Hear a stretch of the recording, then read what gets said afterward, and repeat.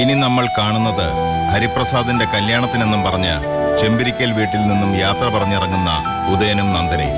ഉദയനെയും നന്ദനയും ഫോണിൽ കിട്ടുന്നില്ലെന്ന് കാർത്തിക യതീന്ദ്രനോട്. നന്ദനയും ഉദയനും നേരത്തെ വരേണ്ടതായിരുന്നു എന്ന രേണുകയുടെ വാക്കിൽ നന്ദന പണ്ടേ ഇവിടെ എത്തേണ്ടതായിരുന്നു എന്ന ഹരിപ്രസാദിന്റെ മറുപടിയിൽ എല്ലാവർക്കും മൗനം. നന്ദനയ്ക്കും ഉദയനുമെതിരെ ഗൂഢാലോചനയുടെ പദ്ധതിയുമായി പ്രതിഭയും രഘുനാഥനും കുന്നത്തൂർ കോവിലകത്ത്. ഉദയനും നന്ദനയും എത്തുന്നു. കുത്തുവാക്കുകളുമായി കാർത്തിക.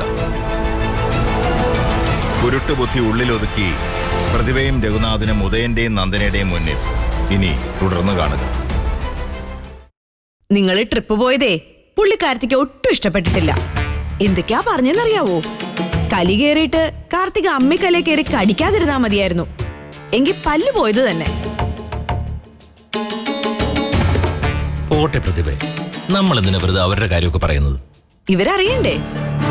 ഉദയേട്ടനും നന്ദനയും കൂടെ യാത്ര പോകുമ്പോ അനിയനെയും ഭാര്യയും കൊണ്ടുപോകാൻ പറ്റുമോ? അവർക്ക് വേണമെങ്കിൽ വേറെ പോകാലോ.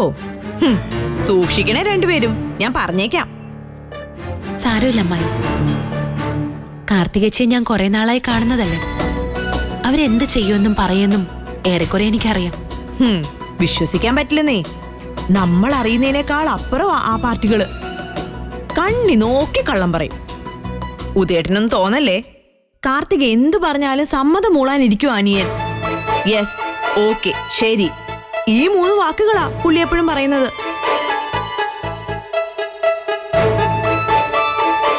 നമ്മൾ വന്നെന്തിനാണെന്ന് പറ.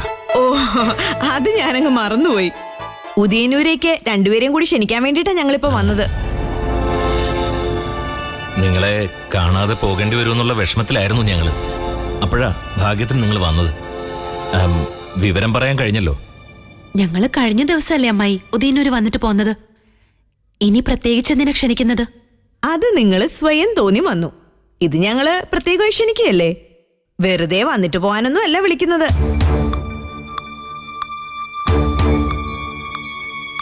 പിന്നെ 3-4 ദിവസം അവിടെ താമസിക്കാനായിട്ട് വരണം.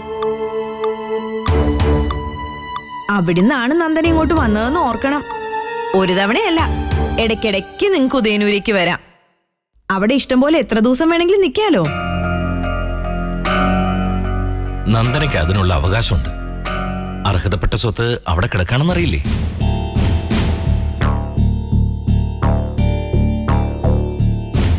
ഉദയേട്ടന് സ്വത്തും പണമൊന്നും വിഷയമില്ലാത്ത സ്ഥിതിക്ക് നന്ദന ഇനി ശ്രദ്ധിക്കണം.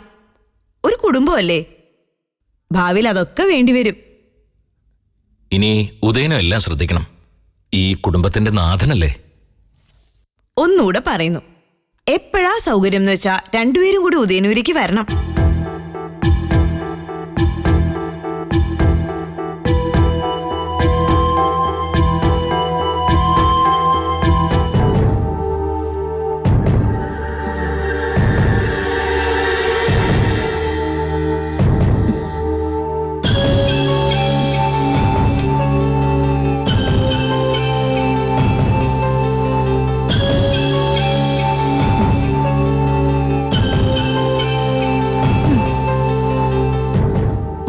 പോയവരെ കാണുന്നില്ലല്ലോ. എന്താ ഇതിനു വേണ്ടി സംസാരിക്കാൻ? പുതിയ വല്ല അലയൻസിനുള്ള പരിപാടിയാണോന്ന് അറിയില്ല. രഘുനാഥനും ബിസിനസ്സുകാരനാണല്ലോ. എനിക്ക് പേടി പ്രതിഭയാ. ആ കാണുന്നത് അത്രയും കുശുമ്പാ. തൊലിമിനിപ്പുണ്ടെന്ന് കരുതി സൗന്ദര്യം ഉണ്ടാവോ? ഇല്ലല്ലോ.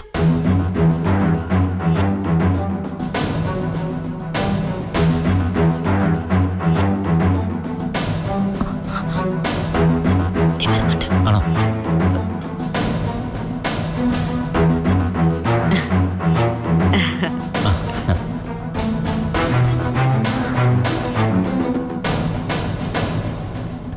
എന്തായിരുന്നു രഘു ചർച്ചാ വിഷയം? നിങ്ങൾക്ക് കേൾക്കണോ? അവരിത്രയും നീണ്ട ട്രിപ്പിന് പോയത് എന്താണെന്നറിയോ? നിങ്ങളെ കൊതിപ്പിക്കാനാണത്രേ. നന്ദൻ എന്നോട് നേരിട്ട് പറഞ്ഞ കാര്യമാ, അല്ലേ രഘുവേട്ടാ? ആ അതെ. ഉദയേട്ടൻ വേറൊന്നും പറഞ്ഞില്ലേ? നന്ദന പറയുന്നതിനെ അനുകൂലിക്കുക ഇപ്പോൾ ഉദയേട്ടന്റെ പണി. യെസ്, അതെ, ഓക്കെ, അങ്ങനെ 3-4 വാക്കുകൾ കാണാപ്പാടം പഠിച്ചു വെച്ചിരിക്കുക. കാർത്തിക മുമ്പേ പറഞ്ഞത് 100% ശരിയാ. നന്ദന ഭർത്താവിനെ മയക്കെടുത്തു കഴിഞ്ഞു. നമ്മളതൊക്കെ കണ്ടുപഠിക്കേണ്ടതാ. അയ്യോ, എനിക്കിതൊന്നും പറ്റില്ലേ. ഭർത്താവിനെ ബഹുമാനിക്കാനും അനുസരിക്കാനുമാ ഞാൻ പഠിച്ചിട്ടുള്ളത്. എന്റെ കാര്യോ ഞാൻ തറപ്പിച്ചൊന്ന് നോക്കിയാ രഘുവേട്ടൻ അങ്ങനെയല്ല, രഘുവേട്ടൻ തറപ്പിച്ചു നോക്കിയാ ഞാൻ പിന്നെ ആ ഭാഗത്തേക്ക് പോവുകയില്ല. ചൊല്ലുവിളിയോടെ ആണല്ലോ കാർത്തികേ നമ്മളെയൊക്കെ വളർത്തിയത്. എന്റെ കോലത്താണെങ്കിലേ 1 2 അല്ല 3 ജോലിക്കാരാ സ്ഥിരമായിട്ടുണ്ടായിരുന്നത്. എന്റെ കോലത്തെ പുറംപണിക്ക് മാത്രം 3 പേരായിരുന്നു. അടുക്കളയിലാണെങ്കിൽ 2 പെണ്ണുങ്ങൾ വേറെയും. അതിലൊരു പെണ്ണിന്റെ ജോലി എന്തായിരുന്നെന്നറിയോ? കസ്തൂരി മഞ്ഞൾ അരച്ച് ദിവസവും എന്റെ ദേഹത്ത് തേച്ച് കുളിപ്പിക്കുക. അതെയോ? ഇപ്പോഴും കാർത്തികയുടെ ചർമ്മം കണ്ട ആരും അത് പറയും. കാർത്തികേ, പഴയ പ്രതാപങ്ങൾ അയവിറക്കിയിട്ട് എന്തിനാ? ആ, നന്ദന നിങ്ങളോട് വല്ലതും പ്രത്യേകിച്ച് സംസാരിച്ചോ? വേണമെങ്കിൽ കൂടെ കൂടെ ഉദയനൂർ ഒന്ന് താമസിക്കാമെന്ന് പറഞ്ഞു. നന്ദന ഉദയന്നൂര് വന്ന് താമസിക്കാന്നോ? സ്ഥിരമായിട്ടല്ല, വല്ലപ്പോഴും. അവള് മാത്രമല്ല, ഉദയനും ഉണ്ടാവും അത്രേ.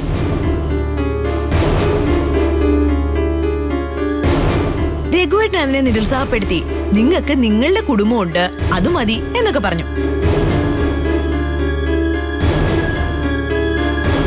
അല്ലെങ്കിൽ പിന്നെ അവളുടെ ഷെയറിൽ നിന്ന് ഞങ്ങള് സംതിങ് അടിച്ചു മാറ്റിന്ന് ആളുകൾ കഥയുണ്ടാക്കും. ആർക്ക് വേണം അവളുടെ നക്കാപ്പിച്ച? ആ തന്നാലും ഞങ്ങള് വാങ്ങിക്കില്ല. ഇനി രഘുവേട്ടൻ സമ്മതിച്ചാലും ഞാൻ അത് അനുവദിക്കുന്ന പ്രശ്നമേ ഇല്ല. നന്ദനയ്ക്ക് സ്വത്തുണ്ടെങ്കിൽ അവക്ക് കൊള്ളാം. ഞങ്ങളുടെ നിലപാടും അത് തന്നെയേ. ഇത്രയും നാളായി ഞാനും എതിയേട്ടനെ ചോദിച്ചിട്ടില്ല അവക്ക് എത്ര സ്വത്തുണ്ടെന്ന്. ഞങ്ങൾക്കത് അറിയാൻ വേണ്ട. പക്ഷെ വേറൊരു കാര്യമുണ്ട്. നിങ്ങൾ 2 പേരും അറിയണം. ഇവിടുന്ന് ചിലര് നന്ദനയുടെ നാട്ടിൽ പോയിരുന്നു ഡിറ്റക്റ്റീവ്സ് ആയിട്ട്. ഡിറ്റക്റ്റീവ്സോ? ആ, അവരുടെ ആസ്തികളെ കുറിച്ച് അറിയാനായിട്ടൊരു യാത്ര.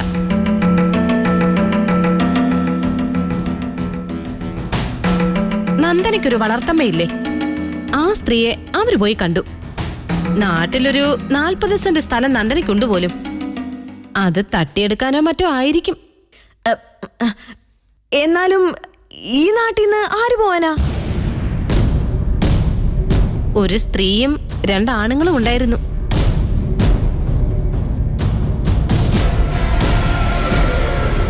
ആ, ലക്ഷണങ്ങൾ പറഞ്ഞു കേട്ടിട്ട് അതിലൊരാളെ ഞങ്ങൾ ഊഹിച്ചെടുത്തു. അതാരാ? മിക്കവാറും അത്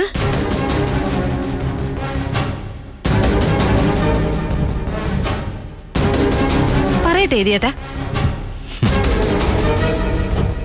ആ, പറഞ്ഞോ. ഇവര് നമുക്ക് അന്യരൊന്നുമല്ലല്ലോ.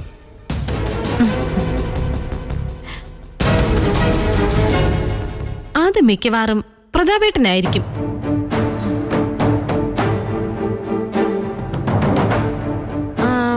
കൂടെ ഉണ്ടായിരുന്ന മറ്റ് 2 പേര് ഒരു സ്ത്രീയും പുരുഷനും. അതാരാണെന്നറിയില്ല. അത് ചിലപ്പോ പ്രതാപേട്ടന്റെ വല്ല പാർട്ടികളും ആയിരിക്കും. ഒരരങ്ങിനങ്ങ് കൂടെ കൊണ്ടുപോയതാവും. ഇക്കാര്യം നിങ്ങൾ പ്രതാപേട്ടനോട് ചോദിച്ചോ? ഇല്ല. എന്താ മനസ്സിലിരിപ്പെന്ന് അറിയട്ടെ എന്ന് വിചാരിച്ചു. അല്ലെങ്കിലും അയാൾ വിശ്വസിക്കാൻ കൊള്ളാവുന്ന പാർട്ടിയൊന്നുമല്ല. ആ, ഉദയനൂര് വരാറുണ്ടോ? ഏയ്, എത്രയോ നാളായി. ഞങ്ങളധികം അടുപ്പിക്കാറൊന്നുമില്ല. അതാ നല്ലത്. എന്നാ നമുക്ക് പോയാലോ? അല്ല, വെറുതെ വന്നതാണോ പ്രതിഭേ? പറഞ്ഞല്ലോ, ഉദയേട്ടനും നന്ദനയും ഒരുമിച്ചു എന്ന് കേട്ടപ്പോ രഘുവേട്ടന് വിശ്വാസായില്ല. അതൊന്ന് നേരി കാണാലോ എന്ന് വിചാരിച്ചിറങ്ങിയതാ, അത്രേ ഉള്ളൂ. പ്രതാപേട്ടൻ 2 പേരെയും കൊണ്ട് നന്ദനയുടെ കഥകൾ അറിയാൻ പോയെന്ന് പറഞ്ഞല്ലോ. ആ കാര്യം നിങ്ങൾ എങ്ങനെയാ അറിഞ്ഞത്? അത് എങ്ങനെയാടി? ആ, ആരാണ്ട് പറഞ്ഞതാ. ആരാന്ന് ഞാനും അങ്ങ് മറന്നു. എന്തിനാ പ്രതിഭേ? വെറുതെ അല്ലേ? അതെ. ശരി എന്നാ യതീന്ദ്ര, ഓ പോട്ടെ. ഓക്കെ, കാണാം.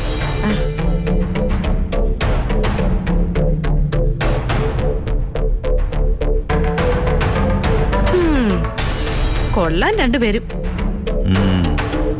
ഇവരായിരുന്നു പ്രതാപേട്ടന്റെ കൂടെയുള്ള കൂട്ടുപ്രതികളെന്ന് ഉറപ്പായി. നമ്മളത് മണത്തറിഞ്ഞൊന്ന് 2 പേർക്ക് മനസ്സിലാക്കണോ? ആണെങ്കിലേ കണക്കായി പോയി. വേറെന്തോ പദ്ധതിയും കൊണ്ട് ഇറങ്ങിയിരിക്കുകയാണെന്നേ. എന്തായാലും അത് മനസ്സിലിരിക്കേ ഉള്ളൂ.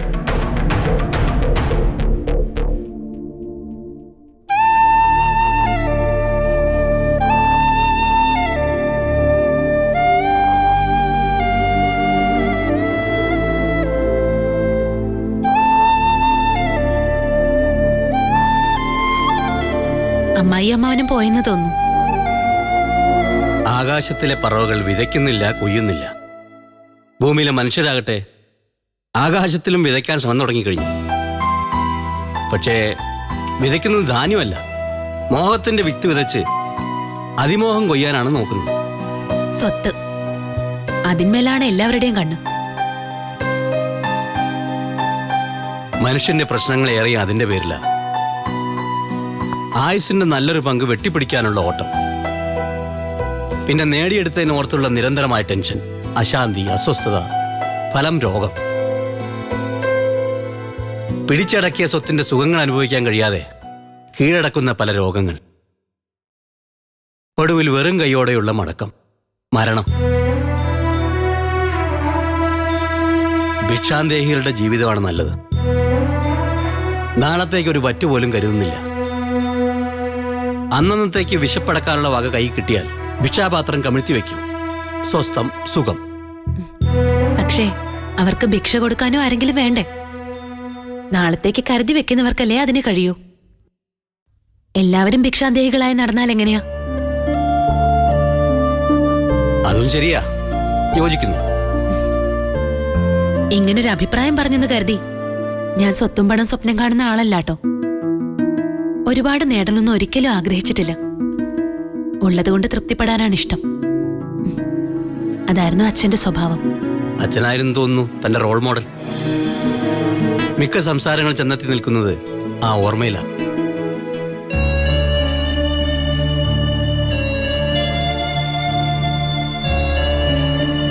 അളന്നാലും തീരാത്ത സ്നേഹം, അതായിരുന്നു എനിക്കച്ഛൻ. ആ ഓർമ്മകളാണ് എന്നെ പനക്കലെ വീട്ടിലേക്ക് വീണ്ടും കൊണ്ടുപോയത്. അച്ഛന്റെ മണമുള്ള പനക്കൽ വീട്. നമ്മുടെ യാത്രയിൽ എനിക്ക് ഏറ്റവും ഇഷ്ടപ്പെട്ടത് ആ സ്ഥലമാണ്. നന്ദൻ അവിടെ അനുഭവിച്ചത് ഒരു നൊസ്റ്റാൾജിക് ഫീലാ. ഞാൻ അനുഭവിച്ചത് പഴമയുടെ പുതുമ. എന്ന് വെച്ച് ഏതൊരു പഴയ വീട്ടിൽ ചെന്നാലും ആ അനുഭവം ഉണ്ടാവണമെന്നില്ല. നന്ദൻ വളർന്ന സ്ഥലം, അത് മാത്രമാണ് എനിക്ക് പനക്കൽ വീടിനോട് ഇന്റിമസ് തോന്നാൻ കാരണം.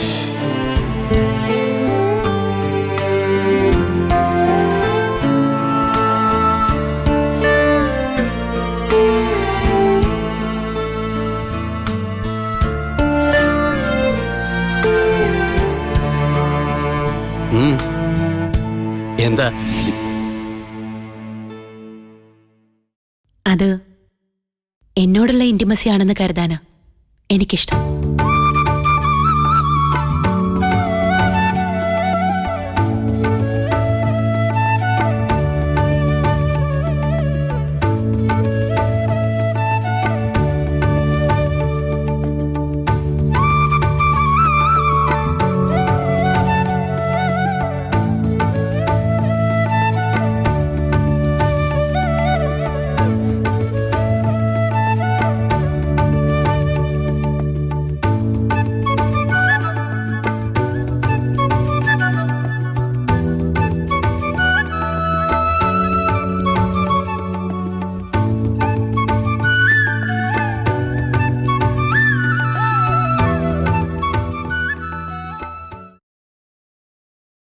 ഇനി എന്റെ ഒരു സ്വാർത്ഥത പറയട്ടെ.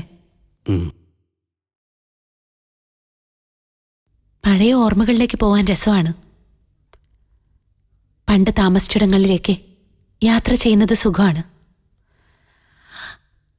എന്നാൽ ഇപ്പോഴെന്റെ സാമ്രാജ്യം ഈ വീടാണ്, ഈ മുറിയാണ്.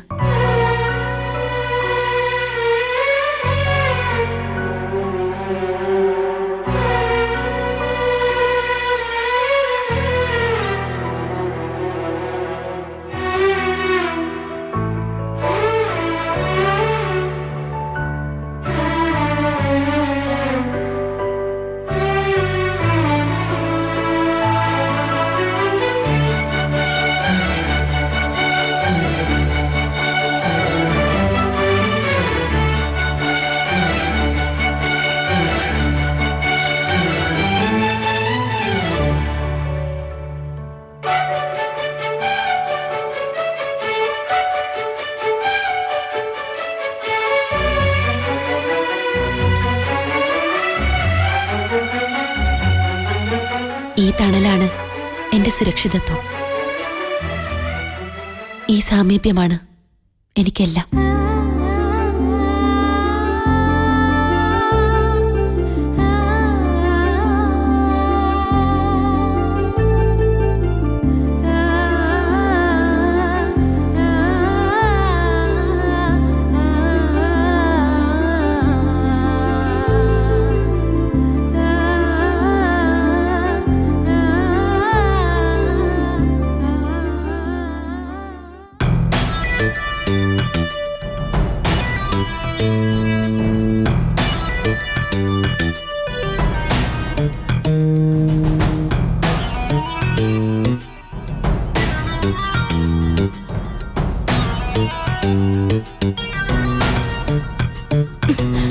ഇങ്ങനെ ഫോൺ തോണ്ടിക്കൊണ്ടിരുന്നു. ഇന്ന് വിശക്കുമ്പോഴും വായിച്ചോണ്ടിരുന്നാ മതി. ഞാൻ ഇന്ന് അടുക്കള കയറുന്ന പ്രശ്നമില്ല. അതെന്താ? മടക്കാൻ വയ്യ. ഉല്ലാസയാത്ര കഴിഞ്ഞ് വന്നവർക്ക് വെച്ചുണ്ടാക്കി കൊടുക്കാൻ ഞാൻ ഇവിടുത്തെ വേലക്കാരിയൊന്നുമല്ല. അതിന് നമ്മള് പട്ടിണി കിടക്കണോ? ഹോട്ടലിൽ നിന്ന് പാഴ്സൽ വാങ്ങിക്ക്. അല്ലെങ്കിൽ അങ്ങോട്ട് പോയി കഴിക്കാം.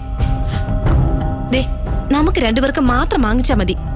സർക്കീട്ട് അടിച്ച് വന്നവര് ഒരു നാരങ്ങ മുട്ടായെങ്കിലും വാങ്ങിച്ചോണ്ട് വന്നോ. അപ്പൊ അങ്ങോട്ടും അങ്ങനെ തന്നെ മതി. അവരും പുറത്തുപോയി കഴിക്കുമായിരിക്കും. അപ്പോഴും അവരുടെ കാര്യ നിങ്ങക്ക്. ഔട്ടിങ് കഴിഞ്ഞ് വന്നതല്ലേ. പലയിടത്തെ ആഹാരം കഴിച്ചിട്ട് വരുമ്പോ വീട്ടിലുണ്ടാക്കിയത് എന്തെങ്കിലും വേണമെന്നായിരിക്കും ആഗ്രഹം. കൈ കഴുകി വരുമ്പോ കാലിപാത്രങ്ങൾ കണ്ടൊന്ന് ഞെട്ടണം. നീ ഒരു ചായെങ്കിലൂട്.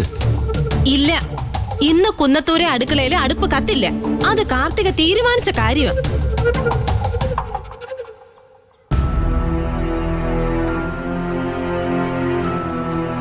കാർത്തിക,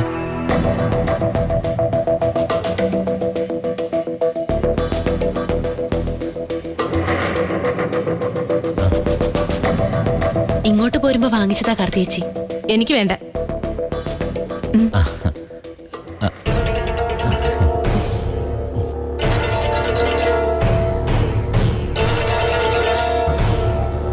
വേണ്ടപ്പോ എടുത്തോളൂ. ആ ദേ, ഇന്ന് കാർത്തിയേച്ചിക്ക് റെസ്റ്റാണ് കേട്ടോ. അടുക്കളയിലെ എല്ലാ പരിപാടികളും ഇന്ന് ഞാനാ നോക്കുന്നത്. മുഴുവൻ പാചകവും എന്റെ വക. കഴിക്കാറാവുമ്പോ വിളിക്കും. വന്നിരുന്നാ മാത്രം മതി. ശരിയെന്നാ.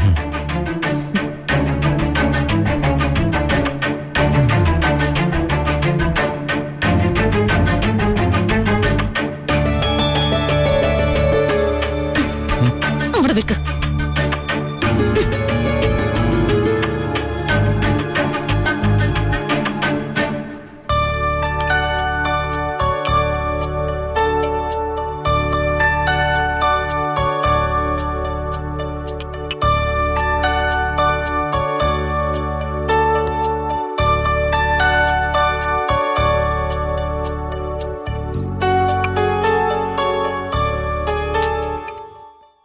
മതി. കാർത്തിയേച്ചി യതിയേട്ടനെ വിളിച്ചോ? ചേട്ടൻ നേരത്തെ കിടന്നു. തലവേദനയാണെന്ന്. എന്നാ ചേച്ചി വാ, ഒരുമിച്ചിരിക്കാം.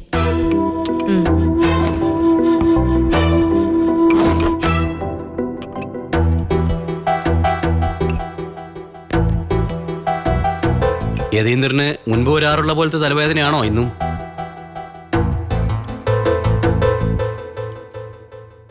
ചില ദിവസങ്ങളിൽ അയാൾക്ക് തലവേദന വരുമായിരുന്നു. എന്തെങ്കിലും ഫംഗ്ഷനോ വിശേഷങ്ങളോ ഉണ്ടാവുമ്പോൾ സന്ധ്യ കഴിഞ്ഞ് വരുന്ന ചില തലവേദനകളില്ലേ, അതുപോലത്തെ തലവേദന. അന്ന് പിന്നെ ആളിനെ കാണണ്ട. ഇത് അങ്ങനത്തെ തലവേദനയൊന്നും അല്ല. ശരിക്കുള്ള തലവേദനയാ.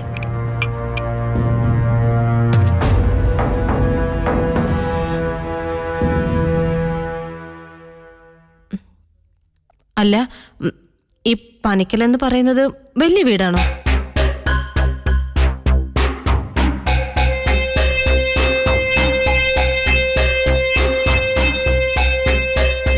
അല്ല, 3 മുറി, ഹാള്, അടുക്കള, പിന്നൊരു പൂമുഖം. നാട്ടുമ്പുറത്തെ ഇടത്തരം വീടെന്ന് പറയും. പഴയ മോഡലൊരു ഓടിട്ട വീട്. സ്ഥലം എത്രയുണ്ട്? വീട് ഉൾപ്പെടെ 20 സെന്റ്. അവിടെ സ്ഥലത്തിനൊക്കെ വില എങ്ങനെ?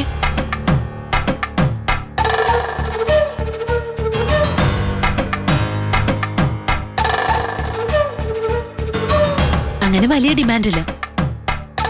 എന്താ കാർത്തികേച്ചി ചോദിച്ചത്? ആ വീട് സ്ഥലവും നന്ദന വാങ്ങിച്ച് അമ്മയ്ക്ക് കൊടുത്തെന്ന് പറഞ്ഞില്ലേ, അറിയാൻ വേണ്ടി ചോദിച്ചതാ.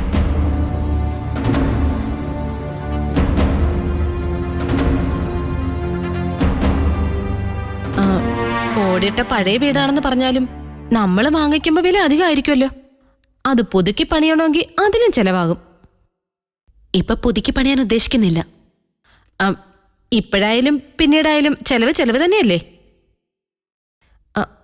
അല്ല, അവരാവശ്യപ്പെട്ടിട്ടാണോ നന്ദന വീട് വാങ്ങിച്ചു കൊടുത്തത്? അല്ല, എനിക്കൊന്നും ഉണ്ടായിട്ടല്ല. യതിയേട്ടൻ ചോദിച്ചേ. കണ്ടമാനം പൈസയായി കാണുമല്ലോ. നന്ദനയ്ക്ക് ഇതിനു മാത്രം പൈസ എവിടുന്നൊക്കെ. അപ്പൊ അതാണ് കാര്യം. യതീന്ദ്രന് വേണ്ടി കാർത്തിക ചോദിച്ച സ്ഥിതിക്ക് ഇയാളോട് തന്നെ പറയാം. കണ്ടമാനം പണമൊന്നും ആയില്ല. ആ വീടും സ്ഥലവും അറിയിക്കുന്ന വിലയായി 14 ലക്ഷം രൂപ. 14 ലക്ഷം? ആ ഓണംകറ മൂലയിലോ? അതിന് കാർത്തിക സ്ഥലം കണ്ടിട്ടുണ്ടോ? അവിടെ ഓണവും വിഷുവൊക്കെ ഉണ്ട്. പിന്നെ അത്രയും തുക നന്ദന മുടക്കിയതിനെ പറ്റി അതിന്റെ വരുമാന സ്രോതസ് വെളിപ്പെടുത്താം. പക്ഷേ ഇപ്പൊ പറയാൻ ഉദ്ദേശിക്കുന്നില്ല.